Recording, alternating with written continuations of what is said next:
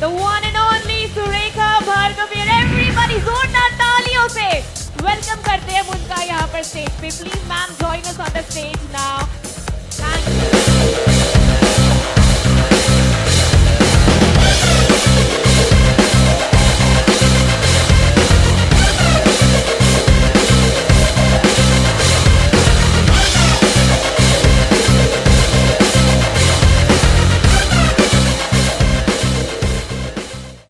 नमस्कार, नमस्कार।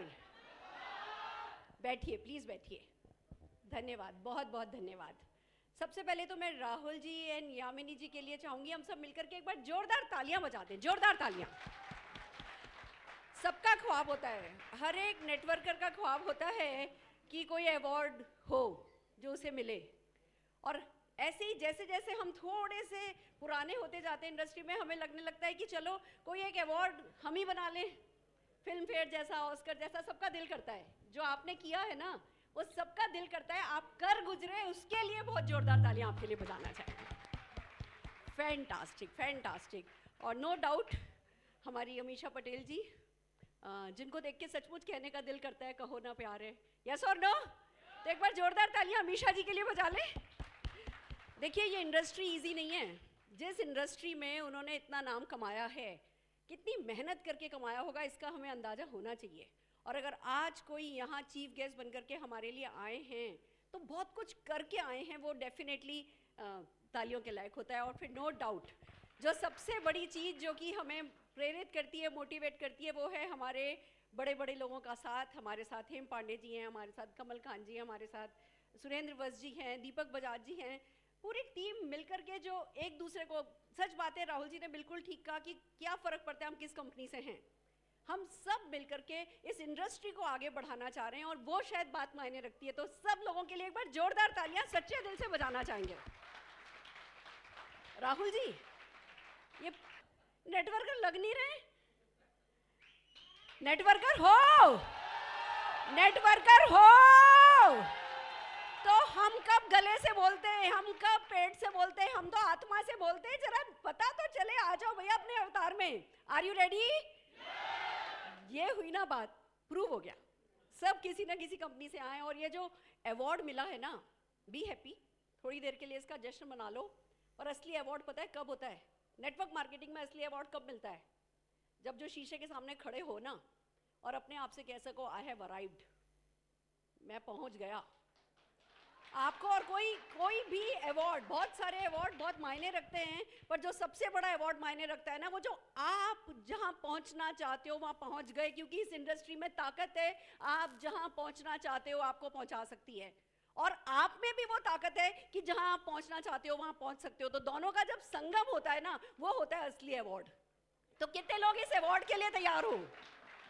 कितने लोग इस अवार्ड के लिए तैयार हो? परिभाषा सबकी अपनी हो सकती है। मैं आई थी इस इंडस्ट्री में जिस दिन सीरियस हुई थी, हमने सबने कब ज्वाइन किया वो मायने नहीं रखता।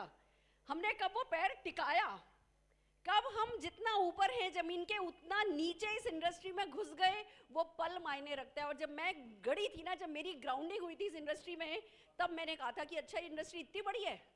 मुझे पता चला भैया नोबेल प्राइज विनर लोग इस बिजनेस को करते हैं। मुझे पता चला जी प्राइम मिनिस्टर, प्रेसिडेंट इस बिजनेस को पसंद करते हैं। और लोगों ने सब कुछ पा लिया है, लोगों के 100-100 किलोमीटर से दूर से दिखने वाले घर हैं। तो मेरे से कहा गया जी लंबी लंबी फेंको, बड़ी बड़ी फेंकोगे नहीं, लंबी लंबी फेंकोगे नहीं तो लपेटोगे कैसे? जब फेंकने की कला नहीं सीखी तो लपेटने की कला कैसे आएगी? मैंने कहा अच्छा फेंकना है, चलो फेंकना ही है तो अच्छी फेंकते हैं। मेरे मुंह से निकल गया हिंदुस्तान की 100 सबसे रईस औरतों में से शामिल होना है। मुंह से निकल गया ना। उसके बाद 1 लाख का भी चेक आया, 5 लाख का भी चेक आया, 10 लाख का भी चेक आया, 1.25 करोड़ का भी चेक आया, पर I have not arrived, I have just started. और मेरे को अवार्ड सचमुच वो ही चाहिए जो हिंदुस्तान की 100 सबसे रईस औरतों में शामिल होने के नाम पर मुझे मिलने वाला है।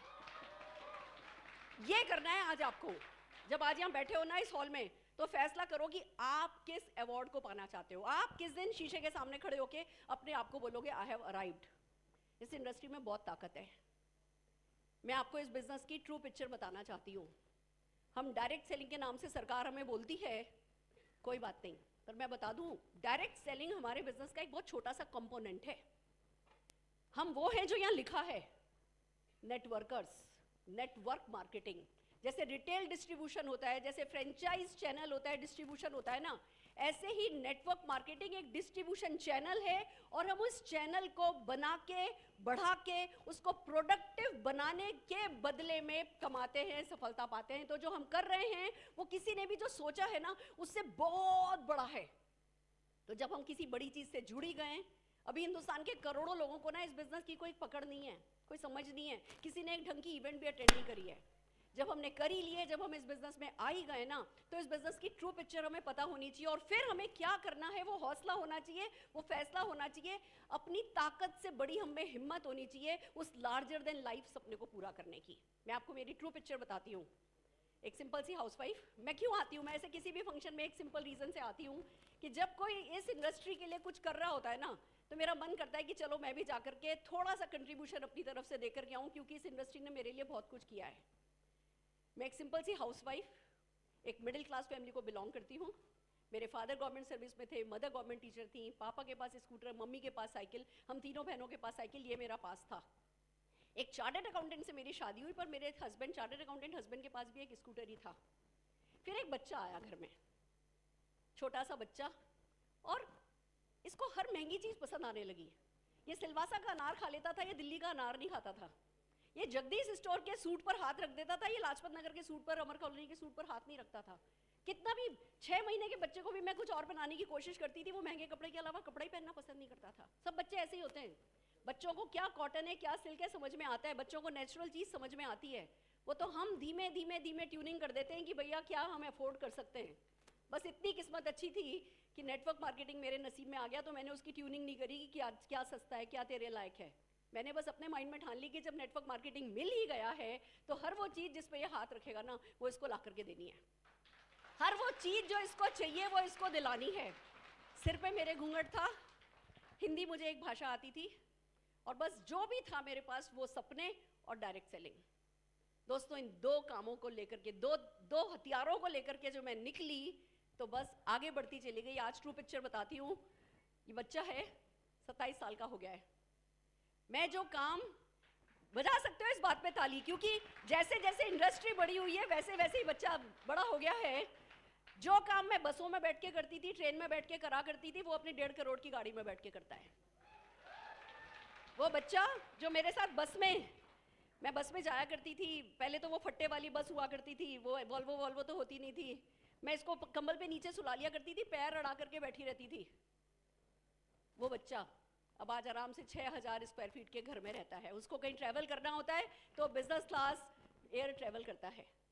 वो सुरेखा भार्गव, जिसने अगर कहीं किसी शहर गई भी ना, तो वहाँ का कोई एक मंदिर नहीं देखा, वहाँ की कोई एक मस्जिद नहीं देखी, वहाँ का कोई मोन्यूमेंट नहीं देखा, मैं वहाँ सिर्फ लोग देखने जाती थी। आज ये जर्मनी, पेरिस, ये वो, साल में 2-4 ट्रिप आराम से अपनी मर्जी से कराता है। ये इस बिजनेस की ट्रू पिक्चर है।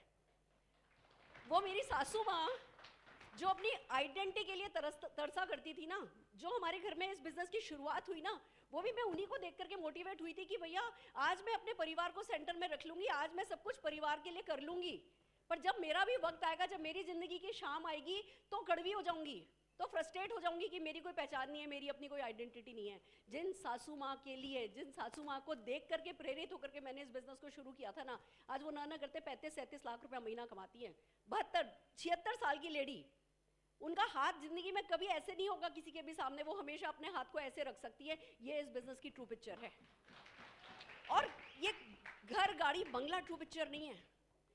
मैं आपको बताती हूँ कि इस बिजनेस में आपकी अगली जनरेशन असली में क्या पाएगी। मैं ये बात क्यों कह रही हूँ असली में क्या पाएगी, क्योंकि जब आप इस बिजनेस को करो, जब आप कंपनी को सेलेक्ट करो, जब आप कंपनी के साथ लॉयल रहो, जब आप कंपनी के साथ इंटीग्रिटी रखो, जब आप वो डाउनलाइन के साथ रिलेशन बनाओ, तो 1, 2, 3 या 5 साल के लिए नहीं बनाना, 25, 50, 100 सालों के लिए बनाना।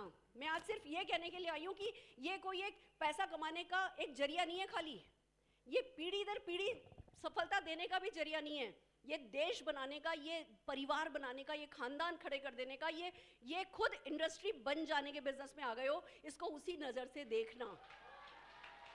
सबसे बड़ा जो मेरा अचीवमेंट है वो मैं आपको बताती हूँ।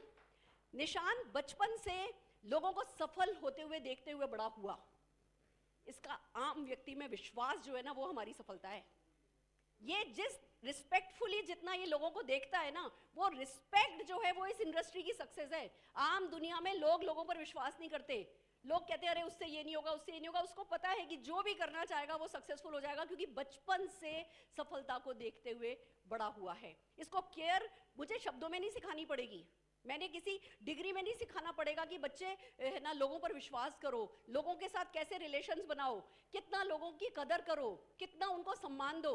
ये सब बाय प्रोडक्ट है इस बिजनेस के। इस बिजनेस में बाय डिफॉल्ट जो ये वर्च्यूज होते हैं ना, ह्यूमन वर्च्यूज, दया, ममता, लॉयल्टी, इंटीग्रिटी, करुणा, ये इस बिजनेस के बाय प्रोडक्ट हैं, जो कब में कब बाय डिफॉल्ट आप में आते चले जाते हैं अगर इस बिजनेस को सही तरीके से करोगे तो अगर आप भी चाहते हो कि आपका संघर्ष आप ही की पीढ़ी पर खत्म हो जाए, अगली पीढ़ी तक नहीं जाए, और आपकी अगली पीढ़ी वो बने जो आपने कभी सपने में अपने लिए सोची थी, तो इस बिजनेस को दिल लगा करके करना है, जी जान लगा करके करना है, सनकी होकर के करना है, सनक जाना है, सनक, थोड़े समय के लिए सनक जाना है। होश रखो, जोश रखो, एक बार अपनी कंपनी को ढंग से देखो, प्रोडक्ट देखो, डिलीवरी देखो, उनकी फिलॉसफी देखो, उनका विजन देखो, और एक बार उनके हो गए तो जिंदगी भर के लिए फिर उनके हो जाओ। यही मैं कहना चाहती हूँ। बार बार बार बार एक जगह खड्डा खोदोगे तो कुआं बना लोगे।